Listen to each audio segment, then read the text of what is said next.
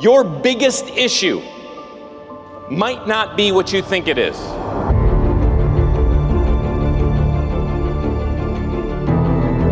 At the core, it's always a trust issue. The number one question everybody's asking about you is not, do I like you? It is, can I trust you?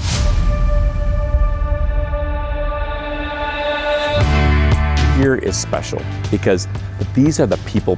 They're often the ones that are really driving attrition down, retention up. These are the people that get that people are the most important asset, and I want to give them some things they can do to even build more trust.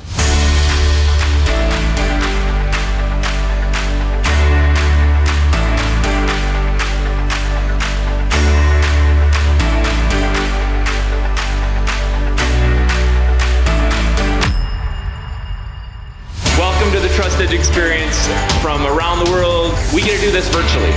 When we look at isolated issues like culture, turnover, sales, leadership, even engagement, it doesn't matter what the problem appears to be. We've seen it in the research, and we've seen it in the organizations we've worked with around the world. The real problem always comes down to trust. I firmly believe that with programs like this, it's the foundation of any organization. Any other leadership program won't work until you put things like this in place.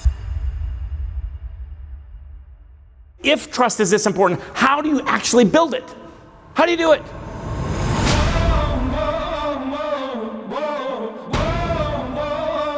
Here's what it looks like.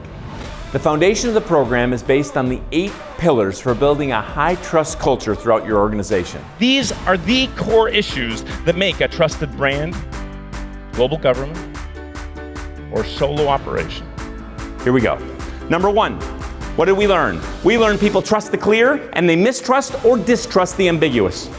They also mistrust or distrust the overly complex. I see branding groups, I see marketing groups around the world overcomplexify things to look smart, and they lose trust. But the 3 most overlooked, underused questions that actually lead to clarity, that changes things, that takes an idea to an action, they're these. How? Number 2 is even more important. And the most important question of all is, from this day forward, how? If you want to change something, you've got to ask how until you will do it.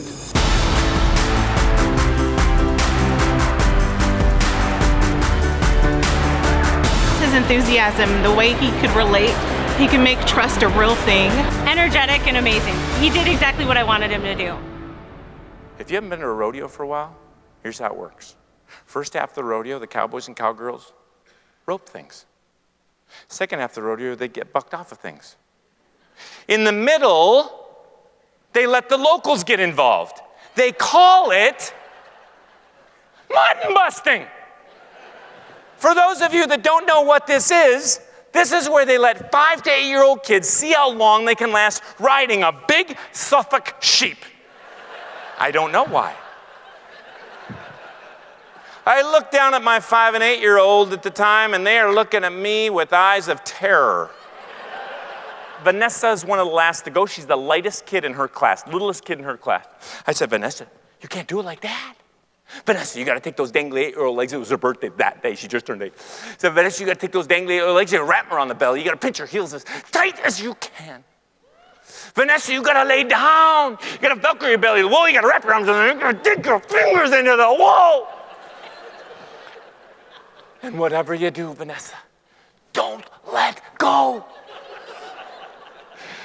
I'm a great dad. They open the bull gate. This little girl, she's holding on. People say, look at the, can you believe it? Look at the little girl. She's cruising across the arena. The clowns come out. Little girl, you can let go now. She will not let go. I walk out into the arena. I pick my daughter off. She grabs onto my neck. We're in the middle of the arena with people cheering. And I'll never forget what she said in my ear that night. Daddy, Why'd the clown say let go? You said never let go. She was committed. And she trusted herself. Think she was scared? I bet you're scared sometimes.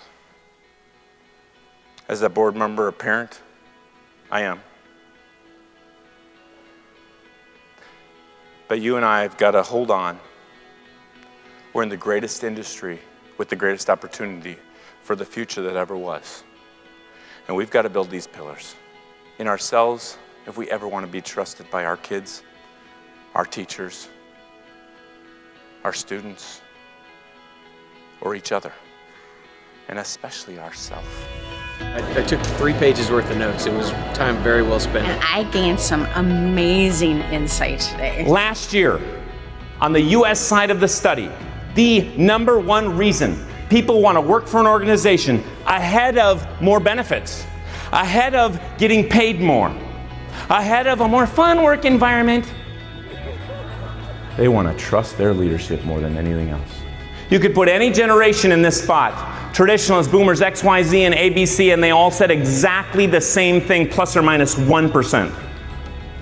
We're more similar than you think. People love to work with people and for leaders they trust. Blown away by it. It was exactly what I needed to hear this morning. Best keynote speakers I've ever seen. This message is so powerful.